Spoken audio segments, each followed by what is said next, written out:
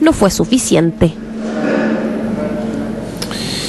Bueno, esta tarde se conoció entre las conclusiones de esta reunión ampliada del Comité Político, donde participaron parlamentarios de la nueva mayoría en el Palacio de la Moneda, se conoció, entre varias cosas, un asunto en el cual nos vamos a detener un momento. Y se anunció como el retiro de la ley Monsanto. ¿Les suena, no? Suena mucho porque en las redes sociales se habla mucho de la ley Monsanto y a veces no es exactamente lo que se dice, no es exactamente lo que se informa. A veces hay ciertas confusiones porque son asuntos sumamente técnicos. Se confunden los transgénicos con la ley de obtentores, por ejemplo, y ese es el caso puntual que ocurre hoy día. Por eso hemos decidido hacer un poco de pedagogía, si se quiere, para entender desde la política o desde la biología a la política, y hemos invitado esta noche al bioquímico académico de la Universidad Andrés Bello, Gabriel León. Gabriel, gracias por estar aquí. Gracias por invitarme. No sé si la presentación es muy científica, pero por lo menos yo te escuché alguna vez decir que aquí hay diferencia entre los transgénicos, que podría ser más parecido a lo que hace Monsanto en el mundo, claro, y la ley de obtentores. Y aquí, curiosamente, la ley de obtentores, que nos vas a explicar qué es lo que es, se le llama ley Monsanto. Entonces hay cierta confusión. Cuéntanos, ¿qué es lo que pasó hoy día? ¿Qué es lo que decidió retirar el gobierno en apoyo con sus parlamentarios? Lo que el gobierno decidió retirar es la ley que permite aplicar en Chile un convenio que es el UPOV 91. ¿ya? El UPOV 91, que es un convenio que permite proteger, patentar entre comillas, las obtenciones vegetales. ¿ya? Y hay que partir para entender qué es una obtención vegetal. Y para eso es importante que la gente sepa que la inmensa mayoría de las cosas que comemos el día de hoy no existían en la naturaleza y son desarrollos humanos. Son cosas que el hombre creó o desarrolló a partir de otras plantas que no existían previamente. Entonces son plantas nuevas. La manzana que llevó en La Vega, preciosa, rica, exquisita. Es un desarrollo humano. Ya, pese a que es en un campo chileno, producido en Chile. Exactamente. Y de hecho se produce una cosa bien paradójica porque esa ley, el convenio UPOV en realidad, ya se aplica en Chile. En su versión anterior, que es el UPOV 78, perdón. Pero esa ley ya se aplica en Chile. Y el UPOV 91 es una actualización del convenio anterior, es decir, ni siquiera es una ley nueva. Porque en Chile ya están protegidas las variedades vegetales. Convenio mundial. Es un convenio mundial que los países deciden firmar de manera voluntaria, pero la inmensa mayoría de los países se lo ha hecho. Y lo que es importante es que la gran mayoría de los países que son mercado de nuestras exportaciones frutícolas adhieren a este convenio. Y el problema que hay con eso es que la mayoría de la fruta que nosotros vendemos, por ejemplo, de las hortalizas que vendemos, los dueños de esas semillas son justamente estos países a quienes les vendemos. Lo que genera, si es que Chile no firma este convenio, una sensación de desamparo a quienes son dueños de estas variedades. Recordemos que estas plantas no existían. Estos son desarrollos humanos, toman 15 o 20 años desarrollar y poner a punto una variedad frutal, por ejemplo.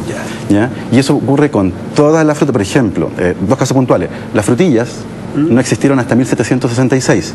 Y sabemos quién las inventó, se llama Antoine Duchens y era el botánico de los Jardines Reales de Versalles. Él inventó la frutilla, no existía antes. No existía la frutilla en la naturaleza. La Fragaria nanasa, que es un híbrido, no existía. Había otras variedades de frutilla y lo que este señor hizo fue hacer un cruce entre dos variedades de frutilla y salió la frutilla comercial, que es mucho más grande, es firme, es de color rojo, etc. Eso es una obtención. ¿Por eso se llaman los obtentores? Bueno, y eso es una obtención vegetal.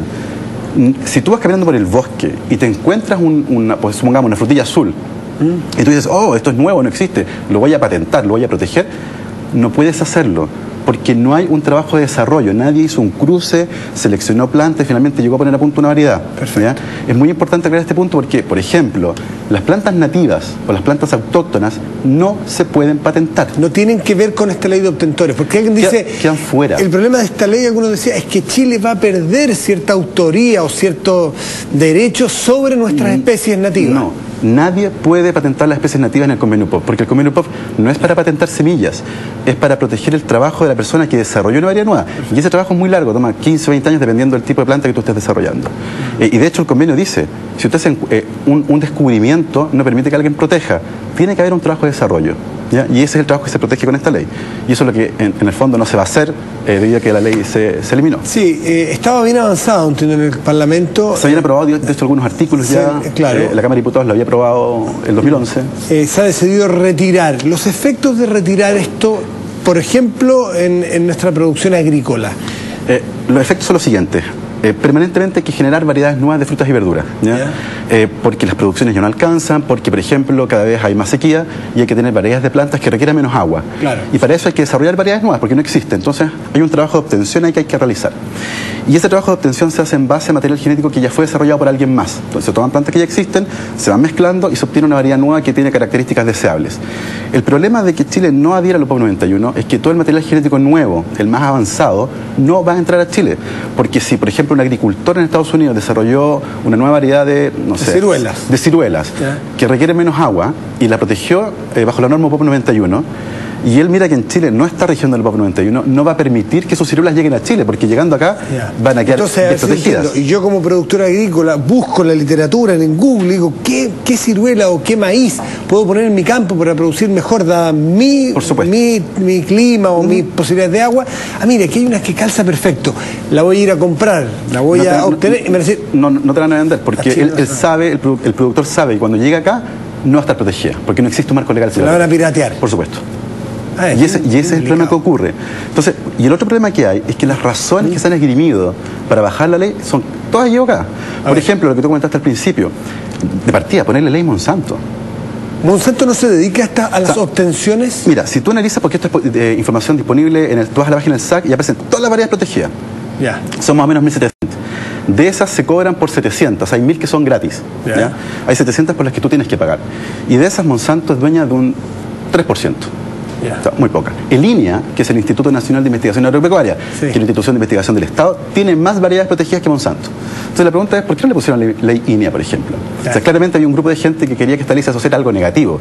Por ejemplo, mucha gente está convencida de que si esta ley se aprueba, en Chile se van a sembrar transgénicos a destajo. Y resulta que esta ley no regula para nada a los transgénicos. La ley de los transgénicos es otra. De hecho son dos leyes con números. La ley de bioseguridad de organismos vegetales modificados, que está en el Congreso del 2006. Mientras esa ley no se mueva, la legislación de los transgénicos en Chile no va a cambiar. O sea, es bien populista este retiro, científicamente hablando. Es muy desinformado. Muy desinformado. De hecho, por ejemplo, en Perú rige el UPOP 91 y en Perú hay una moratoria a la siembra transgénico. Explícanos en castellano, una moratoria. No se puede sembrar transgénicos durante 10 años en Perú. Y en Perú rige UPOP 91. O sea, no van de la mano. No son excluyentes. Japón tiene UPOP 91 y en Japón no se siembran transgénicos. Argentina tiene la versión anterior, que es la misma que tenemos nosotros, y se siembran transgénicos en Argentina. Es decir, si se aprueba eventualmente esta ley, puede ser mejorada, qué sé yo, no quería decir que aquí cambia el estatus de los cultivos transgénicos en Chile. Para eso está otro cuerpo legal que es distinto, que tiene otro nombre, que tiene otro número y que está en el Congreso desde el 2006. Mientras esa ley no se mueva, no va a cambiar en Chile la legislación sobre transgénicos. Entonces, esta ley no tiene que ver con transgénicos, esta ley tiene que ver con obtenciones vegetales, que son plantas que no existían en la naturaleza. Esta ley no permite patentar plantas autóctonas o nativas, o sea, nadie va a quedarse con la araucaria, ni con la papachilota, ni con nada de eso, ¿ya? Lo que no quita que alguien sí pueda desarrollar nuevas variedades de araucaria, si quisiera, por ejemplo, o de papachilota o de quinoa. Pero tienen que cumplir con varias condiciones. Y hay un tribunal calificador de variedades. Si tú dices, mira, desarrollé una variedad nueva de manzana y la presentas al SAC, donde está el panel evaluador, y te dice, oye, pero eso es igual a la que ya existe, no puedes protegerla. No puedes yo atribuirme inventos o... Y tienes que demostrar al menos obtenciones. 4 características. Tiene que ser nueva, diferente, estable y homogénea. Y este panel de expertos evalúa que se cumplan con todas esas condiciones. Y si las cumple, luego de hacer ensayos de campo, recién ahí te otorga a ti un periodo de protección que es limitado, que dura 20 años, después de eso se acaba y pasa a dominio público. Ya, por lo tanto, llamarle ley Monsanto es un error, técnicamente hablando. De hecho, es una movida estratégica de algunos grupos que quieren asociarla con negativo. Te quiero preguntar, desde el punto de vista político, o sea, el análisis político mirado desde la ciencia, que es lo que tú te dedicas, Gabriel, ¿qué tiene diferente lo que se estaba viendo ahora respecto del proyecto original que curiosamente fue presentado en el primer gobierno de la presidenta Bachelet, y el gobierno de la presidenta Bachelet el que hoy negocia su retiro del Congreso? Aclaremos primero, en Chile ya existe esta ley, en su versión anterior, que es el UPOP 78, es decir, que en Chile ya se pueden patentar entre comillas, proteger nuevas variedades vegetales. La ley nueva modifica algunos aspectos de esta ley antigua. Por ejemplo, antiguamente los árboles se podían proteger durante 18 años, eso pasó a 25, o sea, se aumentó el tiempo de protección. Las hortalizas antes eran 15, ahora son 20 años. hay algunos cambios menores con respecto a qué ocurre con las semillas, por ejemplo. De hecho, en la UPOV hay una parte que dice, si tú compras este producto y obtienes semillas, eventualmente lo puedes resembrar.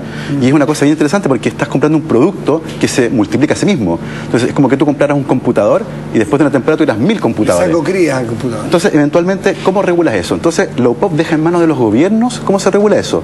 Y en el reglamento de la ley chilena lo que decía era que los agricultores podían resembrar la misma cantidad de terreno que habían sembrado originalmente cuando compraron la semilla. Es decir, los limitaba para que no hicieran negocio con el producto de la cosa, que era la semilla en el fondo. Y de esa forma controlaba. Pero eso está todo en el reglamento de la ley, en el texto de la ley e incluso en el texto de la UPOV que está en internet y uno lo puede ir a leer. Pero aparecen un montón de confusiones porque básicamente se generan estas cosas donde hay malos entendidos o bien no se analiza en profundidad lo que dice el texto. ¿Ya? Gabriel, antes de despedirnos, ¿alguna referencia a algún sitio web interesante para poder profundizar? Porque estos temas son bien novedosos y hay que masticarlos bien. Y la lectura es distinto a estos 5 o 10 minutos que hemos conversado. Claro. ¿Dónde puedo leer? El texto de la UPOV, que es un texto muy técnico, está en el sitio de la UPOV. Si tú buscas en Google UPOV, U-P-O-V corta. Algo a prueba de periodista. A ver. Bueno, yo tengo un blog de divulgación y ahí hago una descripción más o menos sencilla. Se llama El Efecto Rally, mi blog. Y hay una explicación más o menos sencilla en qué consiste esto y explico varios de los puntos de conflicto. En el fondo voy tratando de decir, mira, la gente dice esto, pero en realidad eso no está en ninguna parte de la ley. El efecto Rally, sí.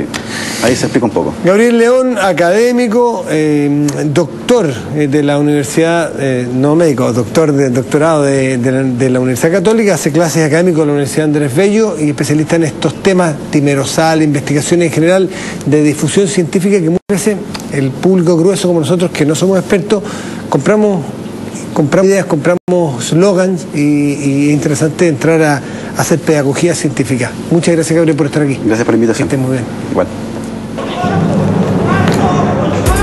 En minutos